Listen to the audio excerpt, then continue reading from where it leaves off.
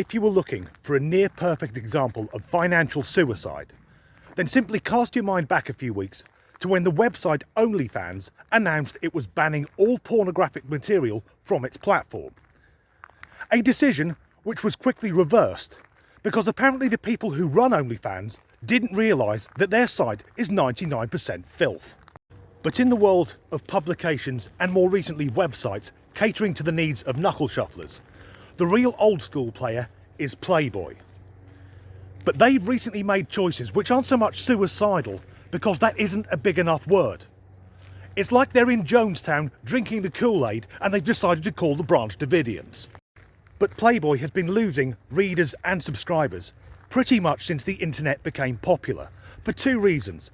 Firstly, most porn on the internet is free, and secondly, the majority of straight men, and I include myself in this, are fucking depraved. If we're given the choice of either some well-lit artistic nudes or go on girl, get your fingers up there, we'll tend to go for the latter.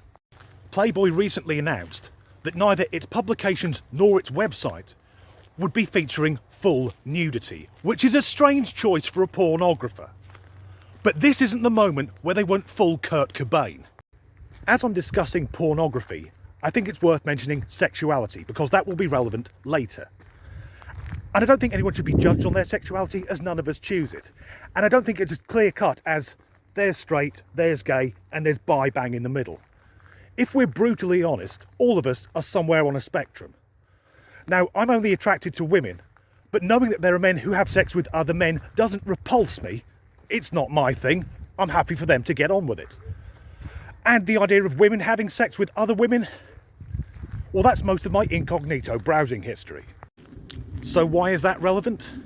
Well, Playboy has swallowed the financial cyanide capsule in an attempt to be woke and progressive. The latest Playmate of the month, in a publication aimed squarely at straight men, is a gay man. I've got nothing against gay people. I go to Pride, I'm an advocate for gay rights, and I've got plenty of homosexual friends. But are we at the point where one cannot appreciate the female form, and by that I mean you can't even have a fucking wank without some woke bastard putting you on a guilt trip? So this is Bretman Rock, a 23-year-old influencer. And an influencer, if you're unfamiliar with the term, is someone with a large online following and no credible fucking talent. Essentially, a Kardashian. And here he is, wearing a bunny outfit in a magazine aimed at straight men. I mean, even if I was gay, why would I want to see a man dressed up as a play bunny? It makes no fucking sense. And rather unsurprisingly, with a name like Bretman, he comes across as a prize twat, saying this is a huge deal for the LGBT community. I think you'll find that's the LGBTQIAAA plus community, you ignorant shit. He also goes to say it's a huge deal for my brown people community. Brown people? Does he think Playboy is aimed at white supremacists? Over the years, Playboy has featured women of all different races and skin colours, and as a straight man, I can categorically say it's not a woman's skin colour that makes her attractive, be that black, brown, yellow, white, or anything in between. No, it's the pink bit between their legs that we're after.